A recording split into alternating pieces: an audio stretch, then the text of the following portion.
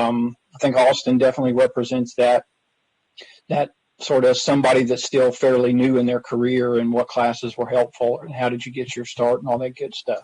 So with that, I'm going to turn the controls. I'm going to let Austin be the co-host, so he'll be able to control what screen we're sharing and what video you hear.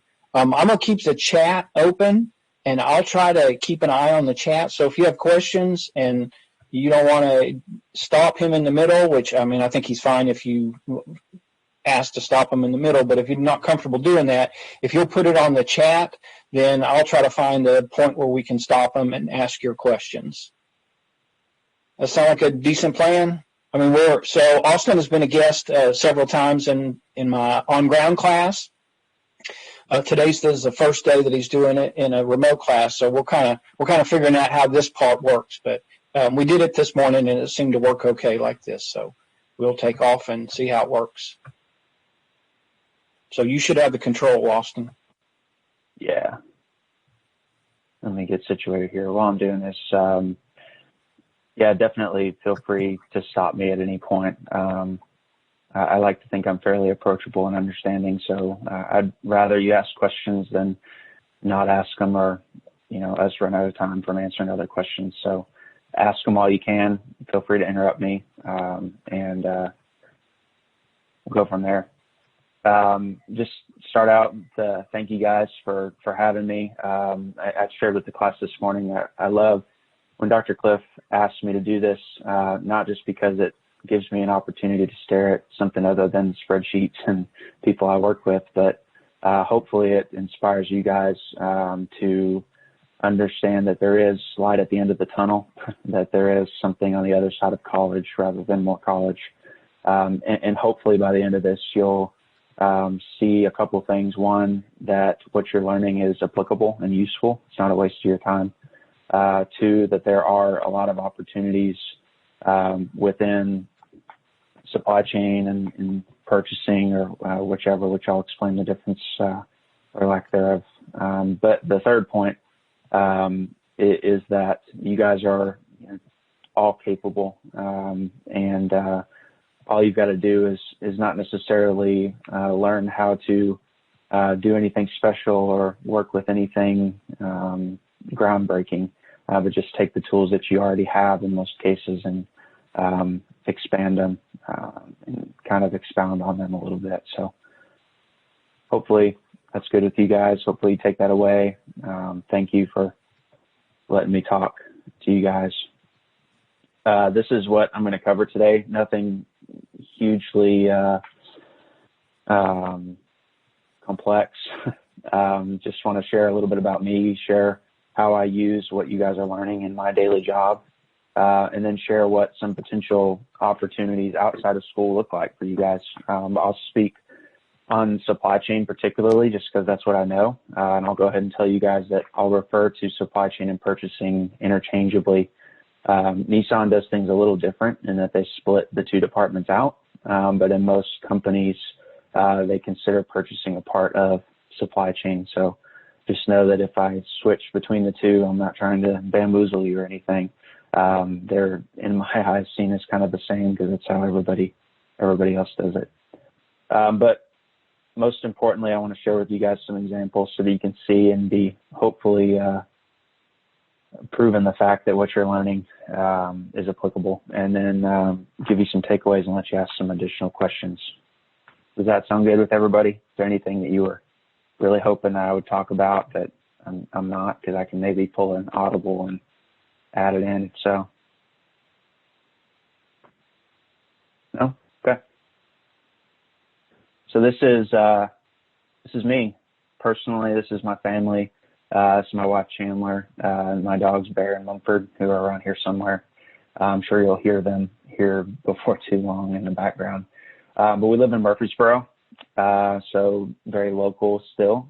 Graduated, like we talked about, in 2017, and a little bit different lay of the land than what you guys are currently experiencing, well, obviously with COVID, but more so from the standpoint of there being a supply chain undergraduate degree. When I was in school, we didn't have that, so my option was to get a degree in management and take as many of Dr. Cliff and Dr. Bullington's classes as I could, because I really found, as I'll share in a second, that I enjoyed operations and wanted to learn as much as I could. And I've been at Nissan for about 4 years. And for those of you that are math people, you're probably wondering how from 2017 to 2020, which is only 3 years, I've managed to have 4 years at Nissan. So I'll explain that and hopefully prove that I'm not trying to confuse you with that. But before we do that, I just want to dispel the myths. I'm not this Excel guru or wizard, as I put it on here. Everything that I'll show you today and that I'll just speak on is really self-taught and learned from on-the-job training. MTSU, when I was there, didn't have specific courses that taught you real-world Excel information. You know, Dr. Cliff made a good point earlier. The class that I took that's equivalent to what you guys are in right now was management science, which included some Excel, but it was very foreign Excel, using it for things that to this day I haven't had to use it for in my career.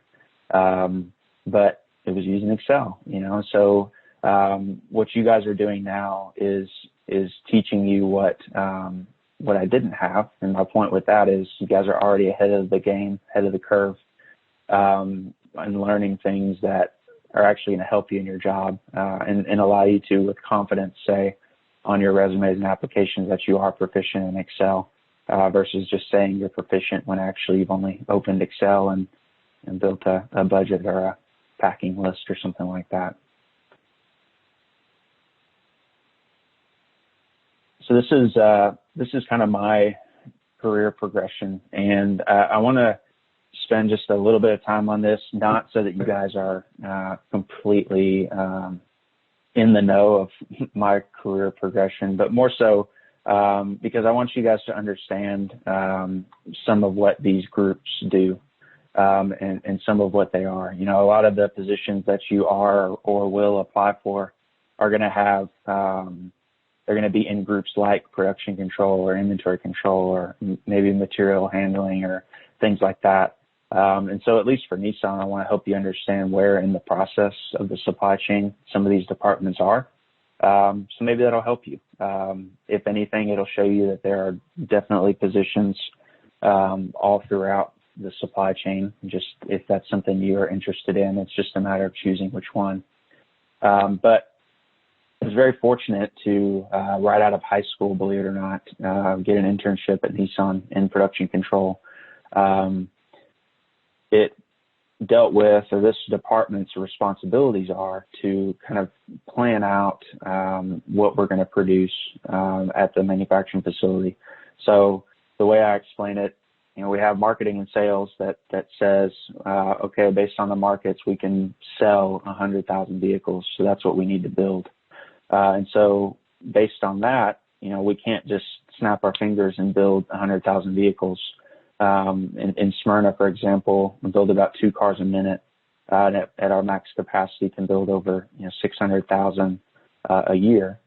But it's got to be done in a certain sequence, and we've got to make sure that the parts are there in a timely fashion and things like that. So this department, production control and scheduling, is responsible for taking that 100,000 number and boiling it down based on our constraints to what can we build in an hour, what can we build in a day, a week, a month, getting us to that year figure.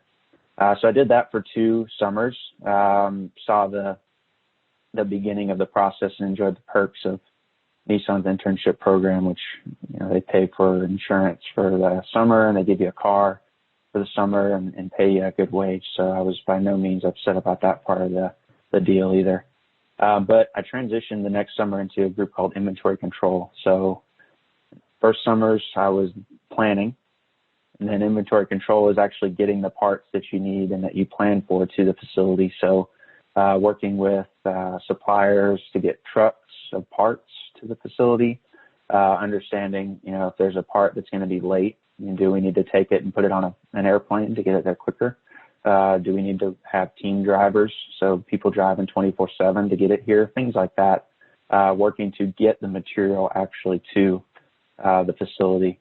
And then the third summer was material handling, which was the next step in the supply chain where, okay, the parts are actually on our site in Smyrna.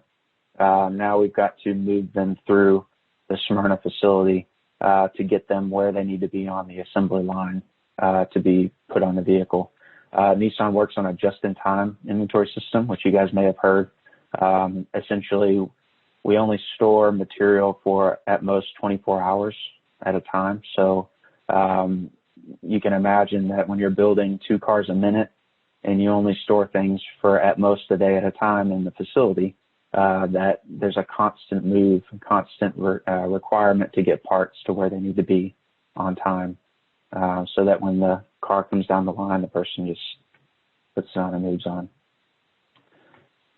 So that transitioned for me into a group called Capacity Management, or Capacity Analytics. And that's actually, I started as co-op in my last semester of school and then transitioned into that full time. And in a nutshell, this group kind of encompasses the whole supply chain. There's a great opportunity and leadership development opportunity for me, because this team works directly with what we call our crisis team, which, there's no foolery in that. They're generally sent when there's a crisis. So when a supplier's facility is swept away by a tornado, or their presses go down, or they can't produce the number of parts that we need to keep Nissan running, the crisis team goes on site to fix that and to get them back to where they need to be. My job was to basically, with the crisis team on the ground, crunch all the numbers, provide all the data, and give them kind of the instruction, if you will, to implement on the ground to keep Nissan running. And gave me a lot of opportunity to lead internationally, as we have plants in Korea, Japan, and China, Mexico, India, all those places. So I was able to lead teams overseas to keep us producing, which was phenomenal experience. But from that, I wanted to see kind of a different side of the business. I wanted to see the corporate side. I'd been in the manufacturing facility for all of these in Smyrna, and I wanted to go to Franklin to our North American headquarters. So I took a position in purchasing in March of last year. And you guys may think that this is that I just did that terrible of a job. I could only stay there for a couple months. But actually, I was approached by our vice president to serve as what's called as technical assistant or global coordinator, as it's referred to internally, which I'll dig into in just a second. But before I move on, are there any questions on any of these groups? Anything I didn't cover? Anything you guys are like, I just saw a position come open for that group the other day. I was thinking of applying, but I don't know what they do. Okay. If not, or if so, later on, just holler. So this is what I do in my position now, and what I'm going to kind of transition to in this presentation is less about what I do as a whole, but more so about what I do that relates to what you guys are learning. So in a nutshell, what I do now is to work as kind of the right-hand man for our purchasing VP. So he's got global and local initiatives that he has to drive. And as you'll see later, we've got over 500, almost 600 people in between Mexico, Canada, and the U.S.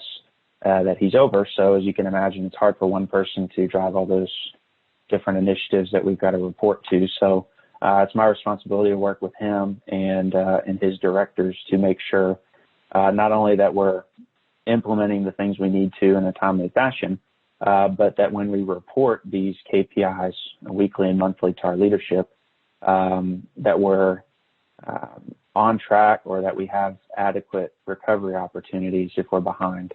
And really what I want to show you from this is how important KPIs are to the organization. So it's not just a class that Dr. Cliff decided to make and thought it would be cool for him to see you guys make all these different presentations and Excel analyses. But up to the highest levels in the organization, Nissan, a global company, the CEO, Uchida-san, is interested in seeing how we're progressing in North America towards some of these objectives. So KPIs are extremely important, more so being able to present them in a way that's clear, which I'll share a little bit later, is the other important thing. But within all this activity, these are the only tools that I use. And I'm not trying to boil it down to something simple and pull the wool over your eyes. On my computer right now, I have PowerPoint, Excel, and OneNote. So I add Microsoft OneNote, which is just a note-taking app. That's it.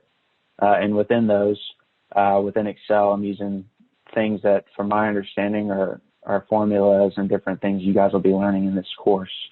And using those, presenting and helping create presentations for the highest levels of the company. So what you guys are learning is valuable. What you guys are learning is exactly what I use on a daily basis. So if anything, I hope that's encouraging, that the angst you're experiencing during these assignments and the late nights you're putting in to complete them, because you're surely not waiting until the last minute like I did on occasion. It is worth it because it's stuff you're learning that's actually transferable.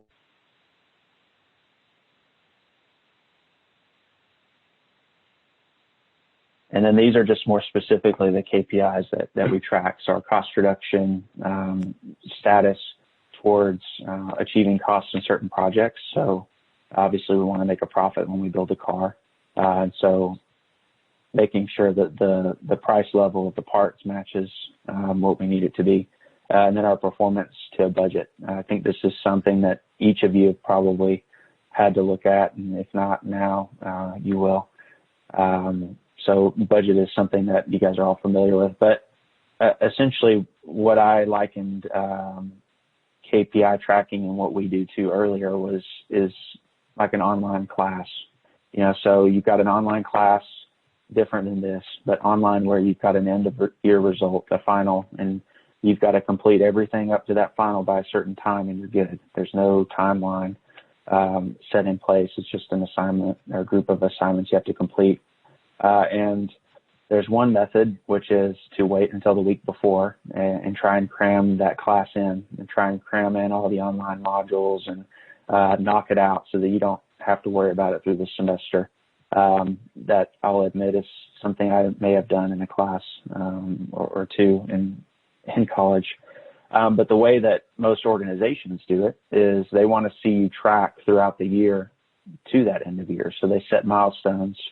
So if you're 100 is your end of year target, well, maybe you'll be at 20 the first month and 25 the next month and 30 and so on up until that 100.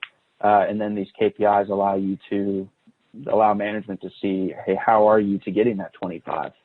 If you're behind, well, what do we need to do to get you to 25 or to 30 or whatever so that you meet the end of your target? And that's what the items I track and what I share are for. We've got an end of year target. We can't wait till the last minute to do it.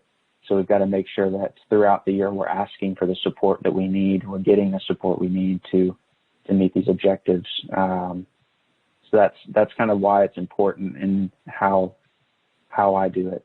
If that makes sense.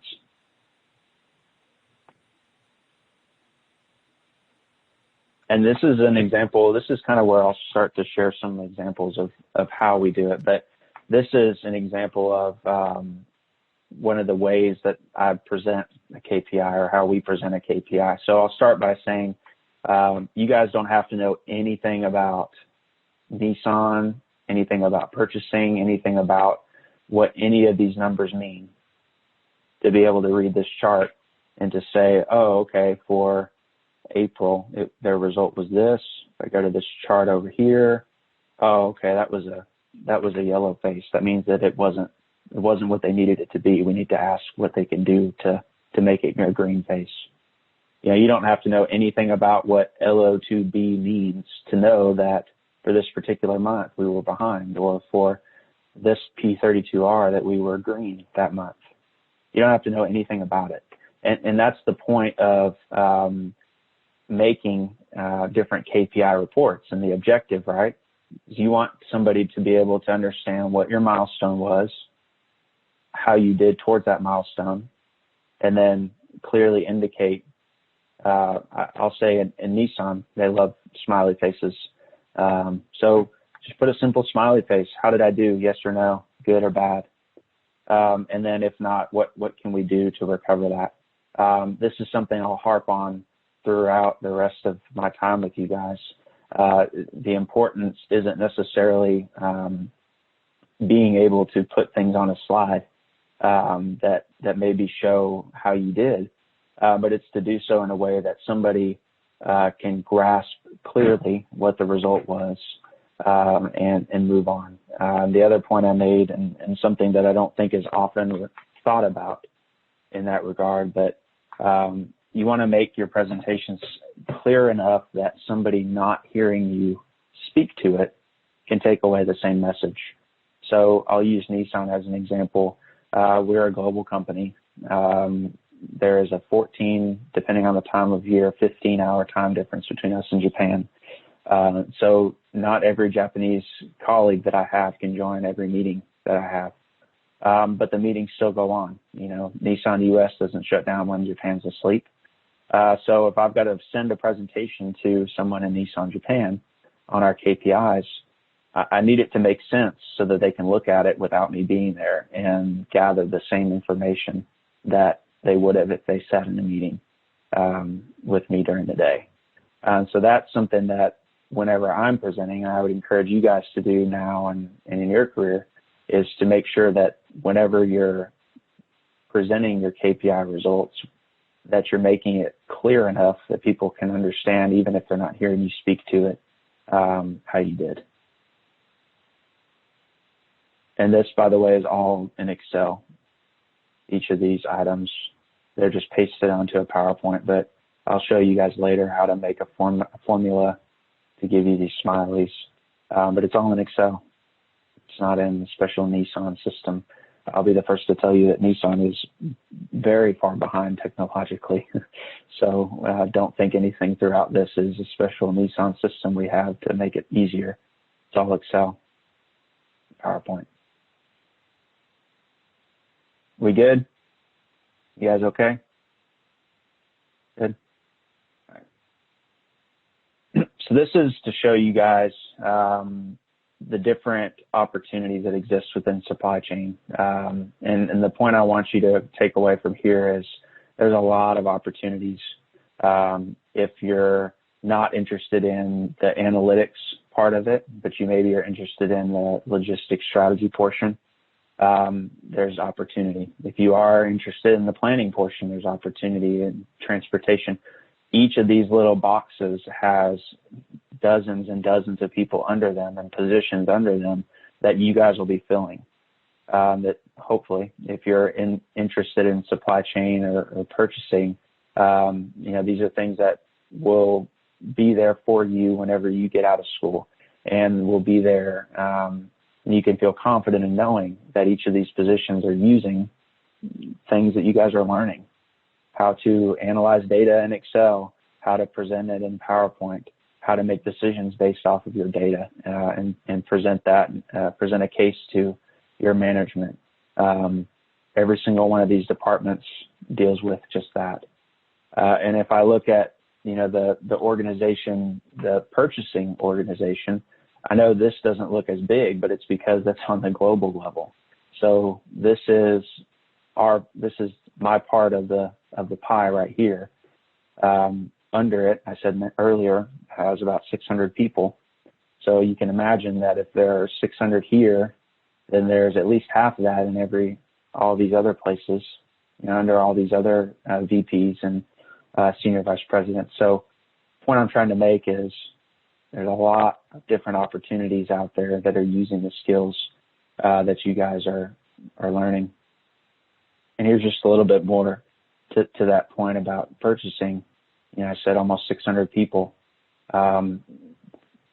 about 19 to $20 billion of spend every year. I mean, that's a lot of money. I don't know about you guys, but I don't have near that in my bank account. So not a number that I'm very familiar with outside of work.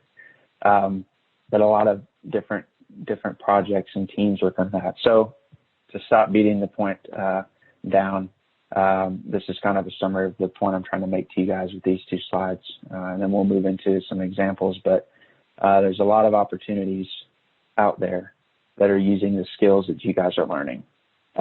You don't need to be a computer scientist. You don't need to have a management information systems degree. Nothing against INFS. That's what my wife graduated with a degree in. But you don't need that for this. All you need to understand how to do and how to do it well, Excel, PowerPoint, Word, and any other system that you need to use, the company's going to teach you how to use. But they need you to have that baseline. And thankfully, you guys can say confidently that you're getting that baseline here. And then just a bit of advice from me on these last 2 points. Take my career progression thus far as an example of how, because you start somewhere, you don't need to end there. You're not stuck there.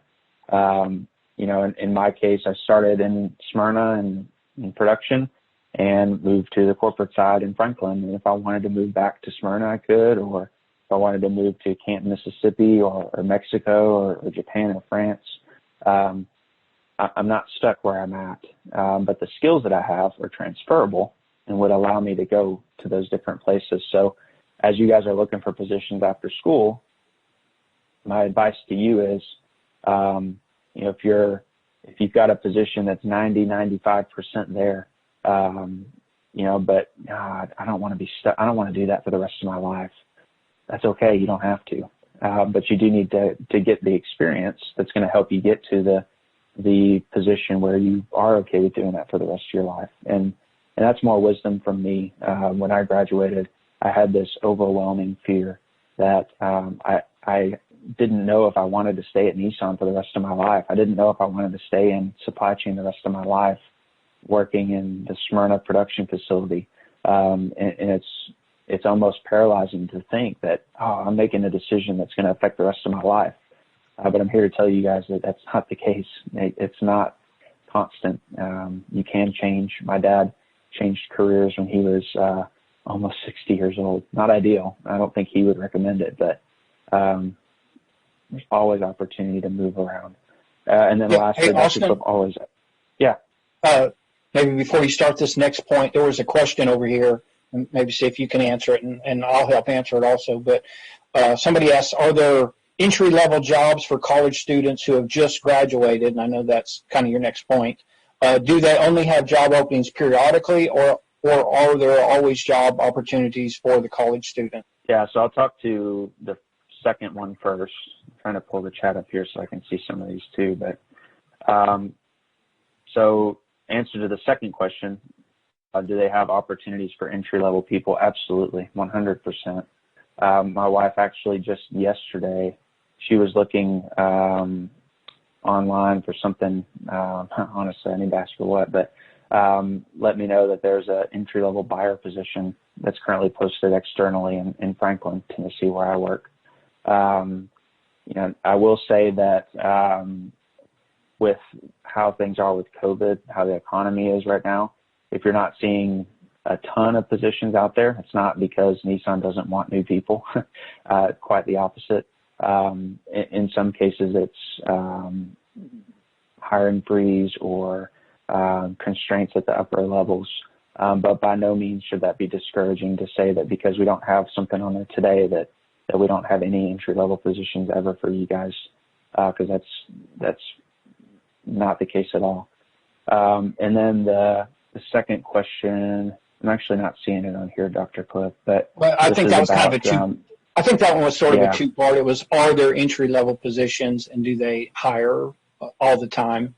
And I'm going to help answer that one because I deal with a lot of different groups. I'm sure Austin, from an internal standpoint, does. I deal with a lot of different groups there at Nissan from an external standpoint. I think they definitely go through cycles of hiring, or at least individual departments do. So at any given time, I might deal with 4 or 5 different managers at Nissan in different kinds of departments. And at any given time, one of them may be saying, I am desperate for somebody. I need to hire somebody next week. You got anybody that's willing to work part-time until they graduate? And the other department may be saying, we're set. We don't need anybody. But then 6 months from now, that first department's going to be set. But now that second department, somebody just retired or somebody left. So I guess I would say there's no formal policy that says we are always hiring. But one way or another, the place is so big, there's always somebody looking for somebody. And as far as entry-level positions, one time I heard this number, and I don't know if this is the right number, for usually we put students into a role, that an analyst role. And so it's a supply chain analyst or logistics analyst or purchasing analyst. And I heard a number like 400, that there are like 400 analyst positions between Franklin and Smyrna. So those are kind of the entry-level positions, and there's 400 of them. There's always somebody that's going back to college or found a job somewhere else or got a promotion. So one way or another, there's a spot coming open. I hate to use the word always because, like Austin said, sometimes there's hiring freezes and it's not always. But anytime I'm looking, there's always someone who graduates who ends up, every semester I have a graduate that I end up helping find a spot there. And that's how we have guest speakers, because I go back to the graduates. Austin was different. He already sort of had his path. But everybody else that I know at Nissan, I help get a job there. So they're always looking. And Austin's also sort of unique. He's, I think, about the only person who's going to come to this class who isn't looking to hire somebody, actually. Sorry. If I had the power, I would. You'll have the power. It's just a matter of time. Yeah, I know. But you know what? The guy that has the power, but you do have the power, because you know people in the organization, and all you got to do is look on the internal postings, and you just said there's an opening for a buyer right now, and you probably know the hiring manager, or you know someone who knows the hiring manager, and if there's a student who really stands out, then the way you have the power is to go and say, hey, if you're looking for somebody, I know somebody that's about to graduate in 3 months that seems like they're really sharp. And so that's a message not just for Austin, that's a message for everybody that's in a class, that you're always interviewing. Because if you don't think these hiring managers call me also, then you don't understand why I do this. Yeah, I don't do this because I'm looking to make too. Yeah. It's just to further your point, Dr. Cliff. I think for anybody looking for those positions, the number of connections Dr. Cliff has through these activities where he has guest speakers come, I think is more valuable to you guys than you realize now. I'm experiencing it with my sister, who just graduated from university elsewhere in Tennessee, and is having to look for a job, and is having to start from scratch, and is having to find her way, if you will. So the advantage you have in Dr. Cliff is that in bringing all these people to speak, he's not just doing it to give his voice a break or to make you guys convinced that what you're learning is real. I would venture to say, and correct me if I'm wrong, Dr. Cliff, but I think a lot of times you're doing it to network with these people, to help use them to shift the class in such a way that you are learning what these people are asking him to teach you, so that you can be hireable in the positions that they're posting. I think he's doing it more for you guys than for his voice and his throat. So take advantage of it and stay in contact with him and keep him informed of positions you're looking for, because like he said, he's got people that call him, say, hey, I'm looking for somebody, or hey, in 6 months, I might be looking for somebody. Who do you have that we can start talking to and bringing on board? That's your golden ticket right there. You're always interviewing. Ticket, but yeah, right. You're always interviewing, whether you realize it or not. You're always interviewing. Yeah, and to that point, I won't go on too much of a tangent, but the position that I'm in now is a perfect example of that. It was not a position that was posted anywhere. To be honest with you, I didn't even know that it existed. it's a position that you're handpicked for and specifically asked about. And I'd only been in the department for, you saw, from March to May. And so a testament to that fact is how you carry yourself when you don't think you're interviewing for a job is what's going to get you the job that you want.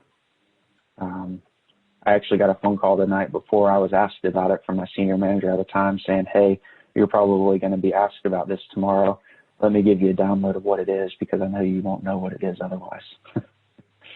So, interesting story, but further that point.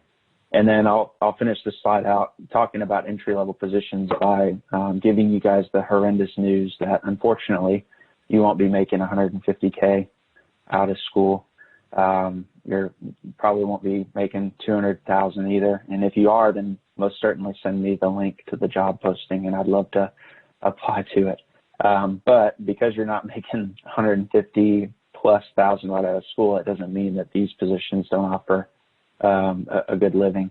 You know, from the positions I applied for, current positions within Nissan that I'm aware of as far as pay goes, you know, the $50,000 to $60,000 range is a reasonable range for a lot of these positions. Some of the positions I applied for before I decided to stay at Nissan were even upwards of that. So that's kind of the sweet spot. And you can see that, you know, I'm not, well, you can't necessarily see, but take my word for it that I'm not living in a box out behind an alley eating rice and beans because I don't have enough salary to have a decent living.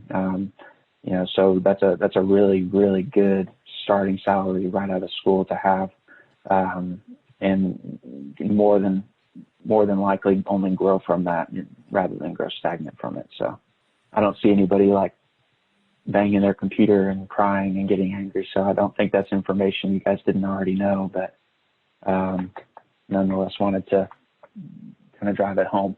So I want to show you guys this. It's described, this is what I like to call resume language, inventory balance evaluation to determine run out timing. It's just a fancy way of saying it's an Excel document that's used to track how much you're going to build and how much you have to build it with. And what I want you to consider when I show you this is not what it looks like necessarily or what it's representing, but more so how what you are learning now can be used and implemented, put together, if you will, to build something similar. That complex formulas aren't needed to do complex analysis and thorough analysis, and to not be afraid to combine your formulas together. So let me show you this. So this is the document here. You can see there's a lot of different tabs that are dumped in to pull data from, and all this data is eventually summarized here. So I talked earlier about the visual, you know, making things visual. I'm a very visual person, so I can see here just from some conditional formatting that, you know, I've got some problems here I have to address. But essentially, all this is it's taking what we're going to build, so the production plan, and then what we're ordering from the supplier, which should, you know, be not too far off. What the supplier is going to produce in their plan, what they actually produce, you know, what they ship, anything that needs to be expedited and when it's actually getting there, things like that.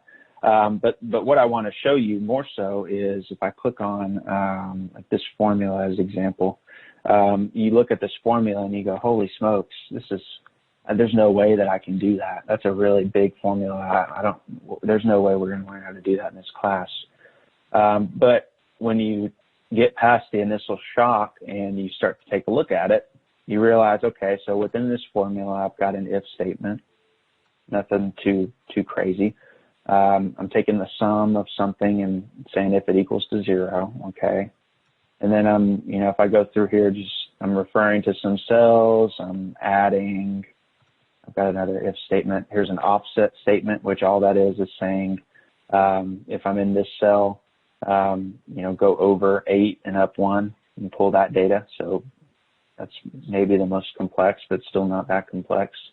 And then some sum ifs, rounding. So really, when you look at it, it's not that difficult. It's not really that complex. It just, you get that initial, I call it paralysis by analysis. You look at it and you get this like shock and you can't move your body. But when you look at it, you realize, oh, this is just a bunch of smaller addition and subtraction signs put together to get this information here. And I look at this cell, it's the same thing, just referring to different data. If statements, some sum statements, some offset. So offset is really the most complex thing in here, and it's really even not that difficult to use. So my point is, when you see something like this, something that looks complex, take a second to boil it down, and you'll very soon realize that it's just basically adding together the elements that you guys are or will learn into one formula. So that rather than having 5 different cells that do different calculations that I then have to combine, I've got it all being done in this one cell to keep my file reasonably sized and interpretable.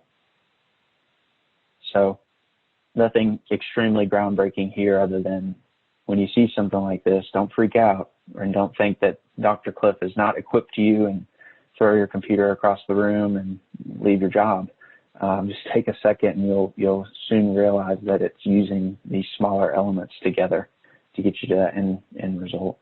So this is the next example I want to show you guys, and this is more to do with the KPI portion. So this example is tracking our implementation for a system. So tracking which of these fictitious suppliers are implementing the system and by when, and then reporting that progress to a milestone. So again, as I've said a million times thus far, maybe not a million, maybe only 1,000, but something to just drive home and consider when we're looking at this is when you're presenting your KPIs, how can you make it easy for the audience to see your point? What's the story you're trying to tell, and what do you want them to walk away with? So if I pull up this document here, again, just Excel, it's got a couple of different tabs here. I've got my main tab and a working tab. This is something I like to do. I described earlier, if I've got this piece of scratch paper and I'm asking somebody to look only in this corner, but I got all this other stuff over here, it's kind of distracting. So what I try to do is I have a working slide that has all my scratch work, if you will, and then I have another that has VLOOKUPs to that same information, so that if I need to go quickly and pull something and put it in a presentation, or if I need to reformat this in a certain way without messing with my data, I can do that, and it's clear and it's quick to do. But this is the part that I wanted to kind of show you guys as the first part of the KPI piece and how we represent here. So Dr. Cliff, I think last time we met, I told him about this, how to make an if statement that returns a smiley face. And he said, oh man, how in the world, how do you do that? And so I actually went back to work and wrote out some instructions. So I thought it'd be good to share with you guys too, but mainly not because, I want you guys to impress your boss and, although that's a plus, but because learning how to do simple things like this can save you a lot of time when you're reporting different KPIs out. Because if I've got this automatically set to work, then all I have to do for our presentation is go in here and then copy this and paste it into a presentation and put some notes next to it. I don't have to go through and pull manual numbers in and go to insert and try and figure out how to insert a smiley, and oh my goodness, here's the smiley, but how do I do it from there? I think I froze my computer up being so excited, but this is a simple, streamlined, see that there's no way. You'd rather have it do it by a formula, right? So to explain this, I've just got a count if formula saying, you know, based on this confidence ranking here, count the number. And then I've got, you know, a percentage and all that. And then I've got my if statement. So you can see here that the text is called wingdings. So if I change this to like a normal thing, it's actually just a J. So I'll actually do it over here to show you guys. So J is a smiley, K is a kind of not frown but not sad face, and L is a sad face. And so then from there, knowing that piece, then you can write a formula that says, you know, if this number is greater than my milestone, then return J, which is the smiley. And if it's less than 85%, so I've missed my milestone by more than 15%, then I want a sad face, because that's not good. That means I missed.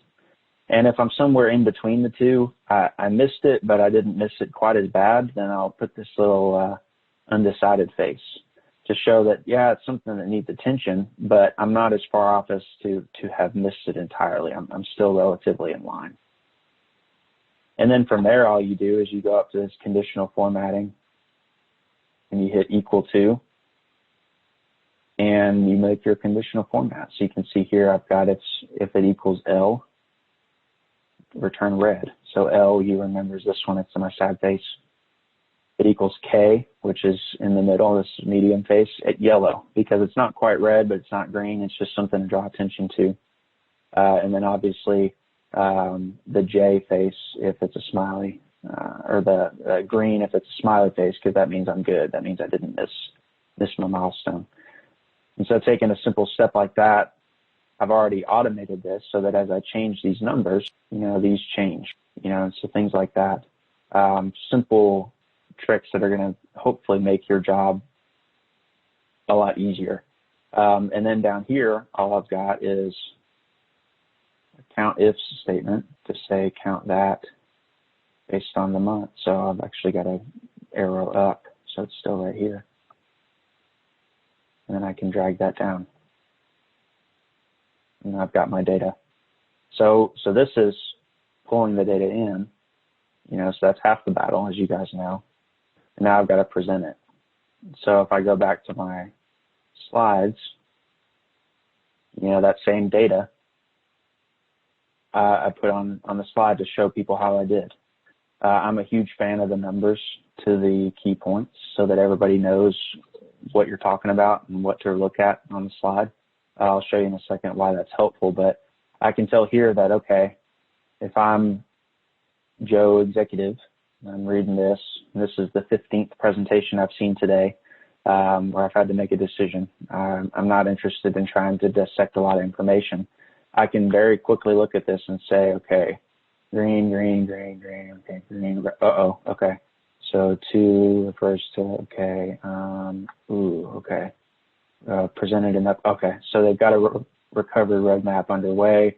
They know that they missed this one. So that's something that I can look out to in this next meeting. See, and just within a couple seconds, I don't really need to know a lot about this activity to understand this is the activity where there's some shortfall. You know, this is where the shortfall is. It's in the medium. And this is when they're going to present something to me. It's pretty simple. It's not rocket science, and it's almost so simple that you think it's too simple, but that's okay. You know, and referring to the numbers, if I go to some more data, oh my gosh, there's so much. Where do I look? Well, thankfully I got some indicators that are telling me which comments go to which chart. So here I can say, okay, this one refers to, okay, to this chart. Okay. Okay, so now I'm looking here at this chart. So why? Okay, they're each categorized. And then I've got, you know, so basically you're just able to walk through this story and understand what your points go to which of these charts. Getting back to the point I made earlier about if I'm not sitting in the meeting and I get this piece of paper later and I'm trying to figure out what it says, this is making it very clear not only my results, but how I want you to interpret not results. And interpretation is 100% the name of the game when it comes to presenting KPIs, if you guys haven't learned already. But you want to make it as simple and as clear as you can so that people don't walk away with different information and give you a task later on, or misrepresent you and then, lead to some trouble down the road. Does anybody think I'm crazy? Is this less simple than I'm making it out to be? You guys think I'm lying to you? No? Yeah. Just making sure. So this is, as I look kind of to close out and let you guys answer some questions, but these are kind of the things that I want you to take away. I belabored the point about representing your data in a clear way and the importance of using Excel. But I think more importantly than that is the importance of learning how you learn in college. Somebody asked earlier, if you could go back to your college self and share some bit of information as to what you should focus on or learn.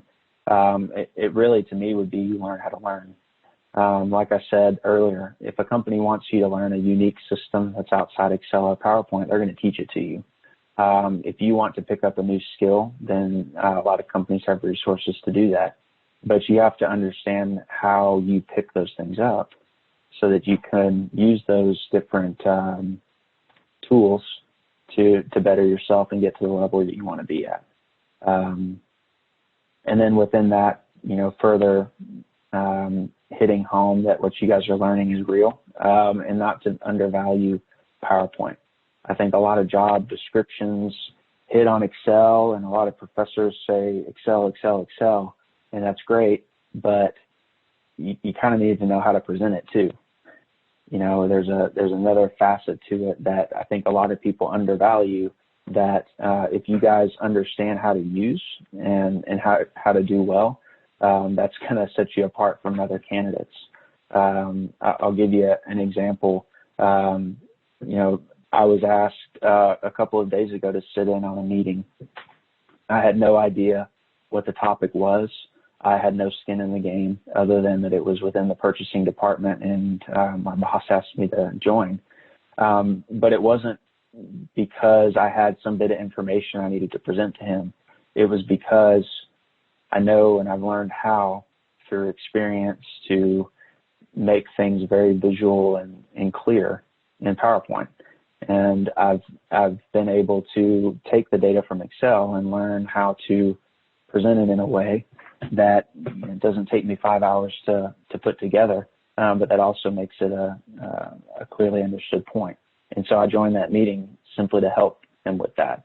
And there have been other cases of people I know where that's been kind of their first exposure to upper management, is having this reputation, like Dr. Cliff said, you're always interviewing, this reputation of being able to do something that we think is simple, but that really isn't, and really sets you apart to know how to do it well. And the last point I'll make on this is that knowing how to use PowerPoint isn't just learning how to paste your picture in and put a header on. If you really know how to use it, there's a lot more that it does, and it actually is a really helpful tool. You just got to spend time in it. You don't really, in a lot of cases, need a special course, although they're out there. You can YouTube stuff, but just spending some time in it and understanding how it works is going to be huge. And then last things I'll say, just as personal points from me before I let you guys ask some questions. But as you guys continue in school and get to, applying to positions thereafter, step out of your comfort zone. Don't be arrogant, but be confident. You don't want to be so confident that you make a mistake. You want to make sure that you're being careful rather than careless. But be confident in yourself. Be confident in your abilities. Be confident that what you're learning now is real life, so that when you put it on your job application, you go into an interview, you don't have to be fearful that you're going to be asked a question you don't know, because you're confident that what you've been learning is right. Be resourceful, use the tools around you, and never settle. There's a lot of tools out there.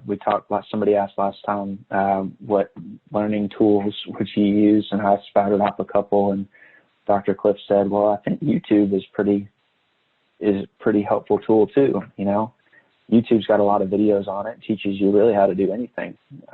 Anything from changing the blade on your lawnmower to learning how to write an Excel formula. So use tools like that around you to better yourself. And as an extension of that, don't settle. Even if you're doing the same thing that you've been doing for the longest time. I'll give you an example. When I started my first position after school, I told you, as a co-op. So by the time I graduated, I already had 6 months of experience in that position, and I could very well have just continued doing what I was doing those 6 months. But having that foundation, I was able to kind of build upon that, not be complacent, and improve some things that otherwise would have just stayed the same and would have continued to take hours rather than taking just a few minutes and being able to move on. So always learn ways to improve what you're doing, and then always look and ask for opportunities to do new things. I think that's the important thing. People recognize when you're willing to take on an extra task or do something that's kind of outside of what your normal job responsibilities are, because that's where you get that experience that's going to propel you to different positions. So that's it for me. I see a couple questions in here, so I can move to those unless anybody has. Dr. Cliff, you have something specific that you want to share before we get to questions? No, I thought maybe if we'll just take this first one that's on the chat and see where it goes from there. Yeah, sure. So it looks like Ben, I'll call you Ben. I'm sorry if it's Benjamin, rather. How much would getting an MBA set me apart in applying for supply chain positions? So this is one that, I'll let Dr. Cliff speak to it in a second too. This is one near and dear to me because I've recently started or have been involved in the process of taking next steps to get an MBA. So I don't by any means, given the fact that I'm doing it, think that it's wrong to do. But what I will say is, from the positions that I've been in, the departments that I've been in, the people that I know, if you're trying to decide, do I get some experience or do I continue in school while I'm in school and then just kind of get a job later? My personal opinion is that experience is what makes your education more meaningful, because not only are you seeing the concepts in class, but you've seen in the real world how those directly apply. I got kind of an interesting glimpse of this in having internships while I was in college. So I would see all summer how something worked in the real world, and then I would go to class during the semesters and see how maybe it was supposed to work, or see how school interpreted how it works. And being able to kind of blend the two is what really made that experience invaluable to me. Whereas if I had just worked or I had just gone to school, I wouldn't have gotten to the same level of understanding and knowledge that I have right now. So simple answer to your point is, I think it would set you apart, maybe further down the line, but I think for you to get the most out of it, it would be most beneficial to take a position, get a year or 2, 3 years of experience under your belt, and then use that experience to kind of have the MBA add to that, rather than trying to just build it up with an MBA and then enter the job force. Because there's going to be a lot of stuff you'll find, if you haven't already, that they say in the textbook that isn't real life, or at least doesn't work that cleanly. So that would be my answer. I hope that answers your question, Ben. And Dr. Cliff, I don't know if you want to add to that. Or... Yeah, and really exactly what you said. Sometimes I hear students talk about, well, I'm overqualified for this position, and I guess I don't know that I've ever heard an employer tell somebody they were overqualified. I do think sometimes people are overeducated and underexperienced. So if all you've done is go to school, if I'm sitting here with my PhD and I've never worked, and I sort of think, well, I should be able to go, I got a PhD, I should be able to become the vice president of something, but I have no work experience. And then the only job opportunities for me are entry level because I have no work experience. I'm not really overqualified. What I am is I'm overeducated and underexperienced. So to Austin's point, and I'm probably biased, it was 10 years from after I got my bachelor's degree until I got my master's degree. So I had a 10-year span in there where I was working. So that one I absolutely agree with Austin. Some work experience before you get a master's certainly helps out. And I guess the other point is I see you have specifically getting an MBA, would it set you apart?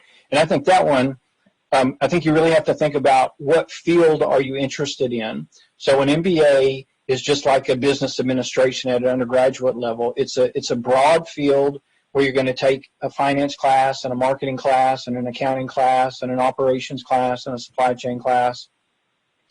And if you're not really sure where your career goes, then maybe the MBA is the right choice, or you want to have some flexibility. I think if you know you're interested in supply chain or you're interested in logistics, then a master's in supply chain or a master's in logistics makes more sense.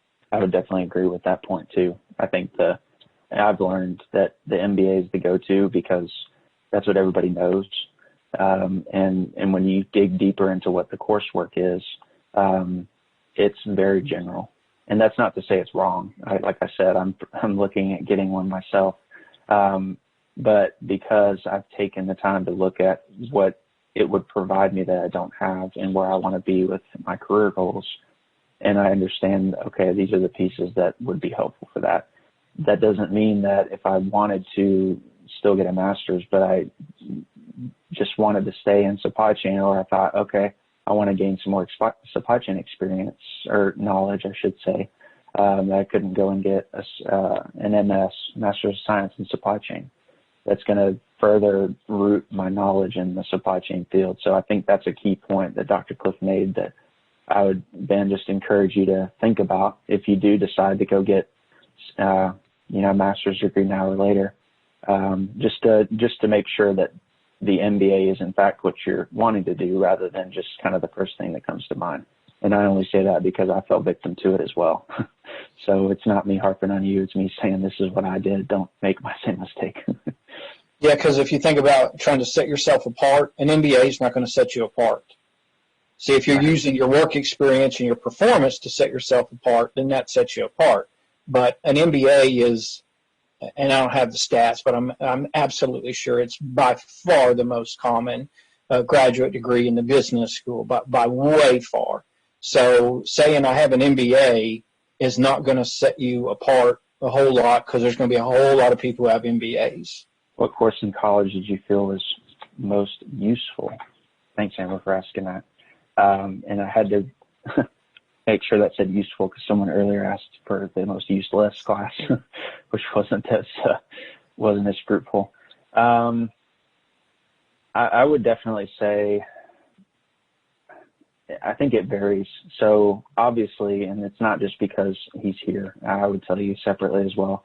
The classes I took with Dr. Cliff, I think were very, very useful to me because I knew at that point that supply chain is what I wanted to do.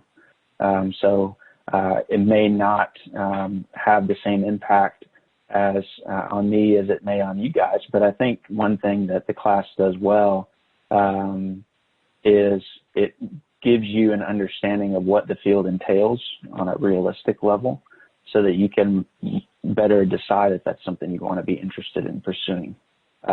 That's, I think, one of the things most college classes don't do, right? So they teach you the information. They're so focused on you passing the test that gives them their kudos or whatever, but they don't tell you, okay, well, in the real world, this is what these people actually do.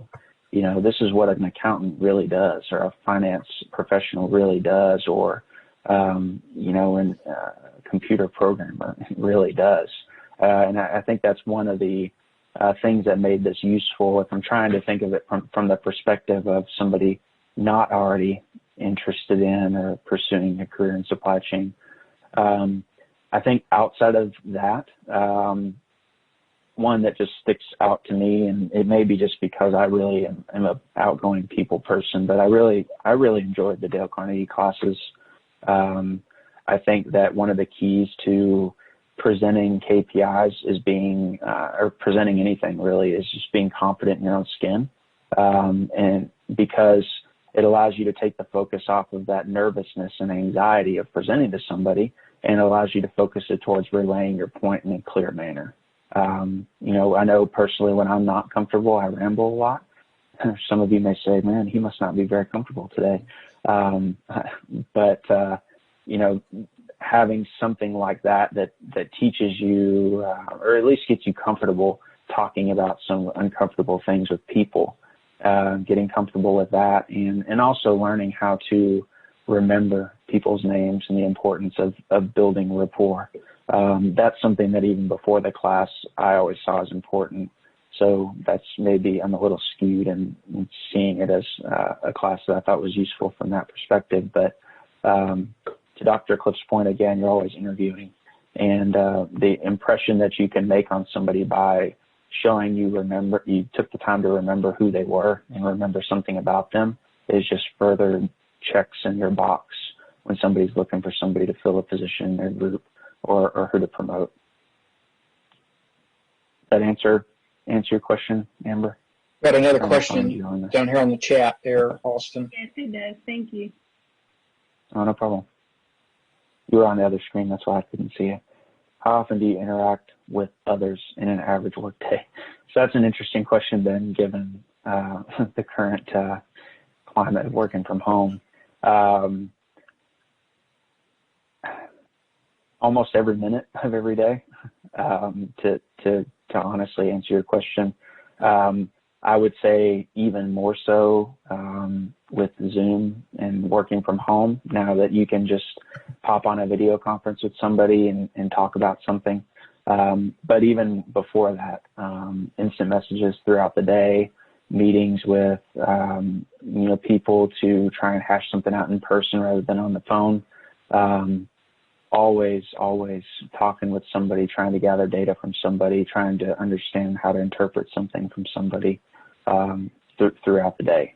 And so that's another reason why I think that building of rapport and relationship with people is important, because when you're interacting with that many people in a day, number one, you hope that you enjoy it and that it's not miserable. And number two, doing so with people that you've built that rapport with and that you know how to work with and are in a good position with can kind of get you to the end result quicker so you can move on to other things. That answer, good answer or bad answer? Good answer. Good. Okay, cool. What else? We got a couple minutes. Yeah, I'm looking at this other question from Amber. Can you think of a colleague who never intended to work in supply chain, who was never interested in it? To answer your question, yes, I can. I'm trying to think of a specific example. I know that there's an individual I worked with in inventory control that he was, I want to say he was a high school or middle school basketball coach or a gym teacher, one of the two, maybe both, and eventually made his way to Nissan in the inventory control group. I think I could use myself as an example. I know that I started early, but going into college, I had every intention of being a physical therapist.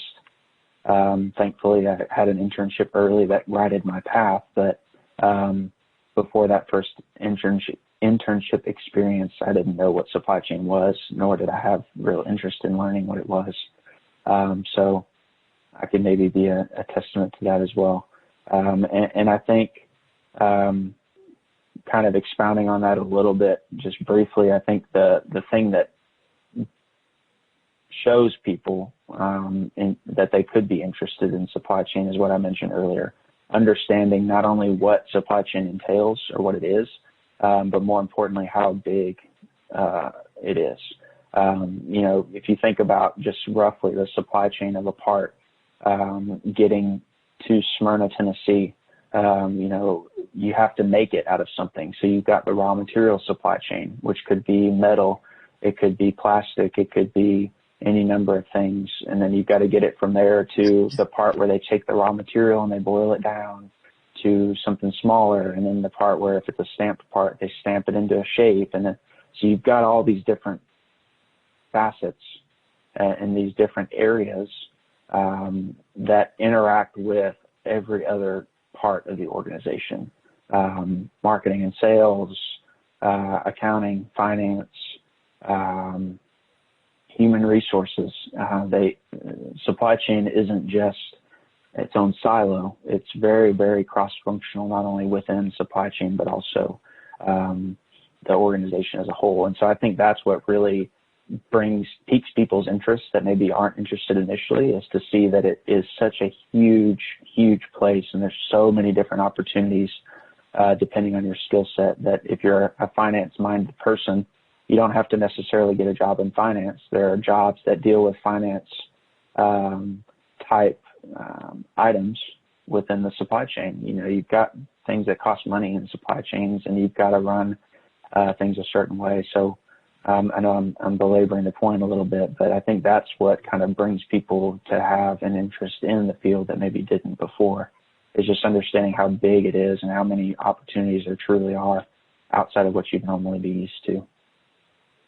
Yeah, I'm going to help answer that one, and I hope I won't take too long because I got too many examples, but I'll try to give them quick. So I really don't know anyone who's over the age of about 40, which are most of the senior managers that are in supply chain today, that came from a supply chain program. And that's just because supply chain programs didn't exist 20 years ago. So if you look at myself, I came from an engineering program. I'm an engineer. I got into supply chain because it became, can people actually produce the designs that you're creating, and what does it take to produce those? Other people, so I know 2 accountants, or people who have accounting degrees, that sort of got topped out in accounting and said, I want to be more involved with the business overall and more strategically. So they ended up leaving the accounting field and were in supply chain.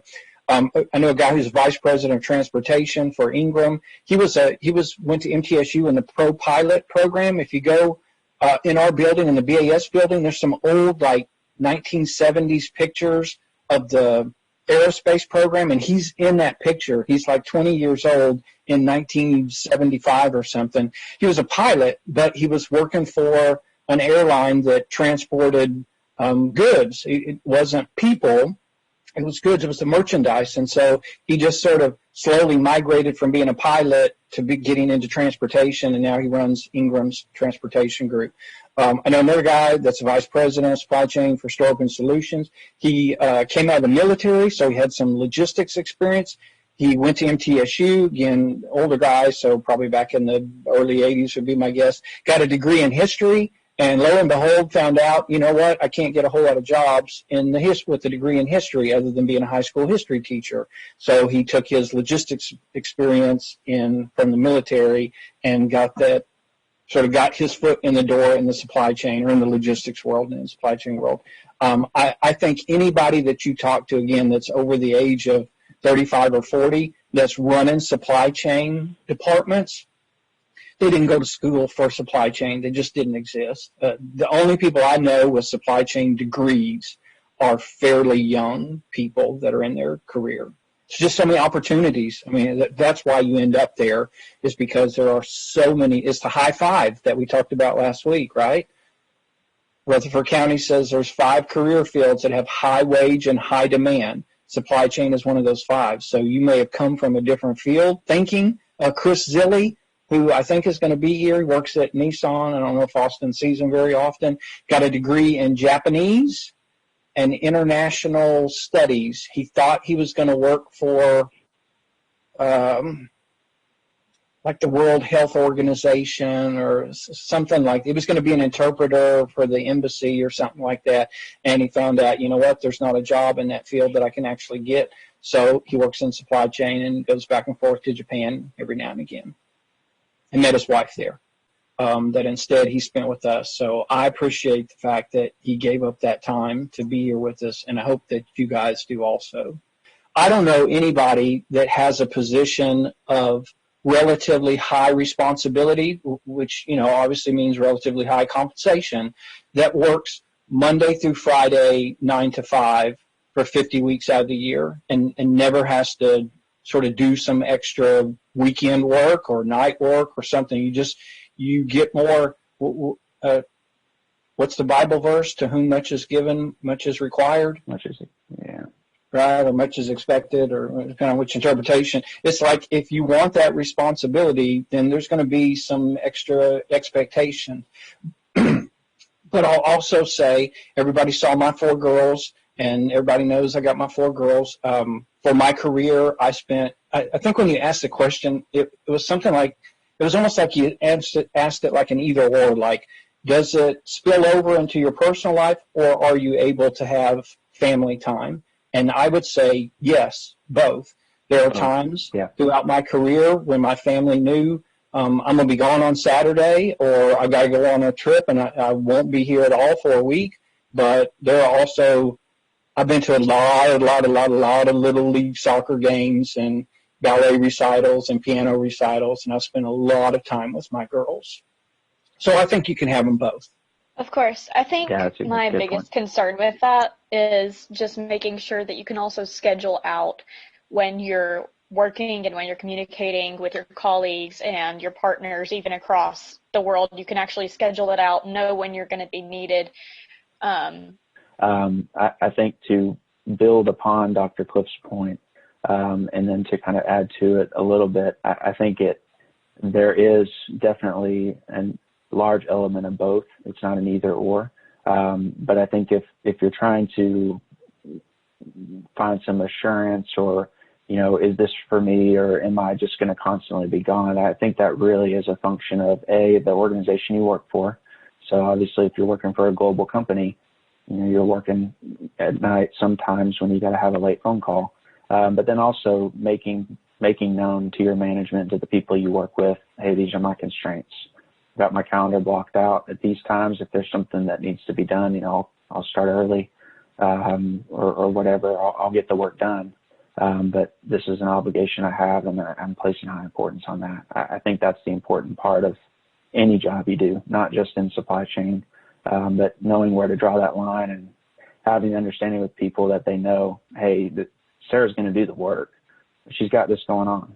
She's got a family to attend to that's important to her. But I know that she'll do the work because I know her work ethic. I think that's about it. We're out of time. So again, I appreciate Austin giving up his time.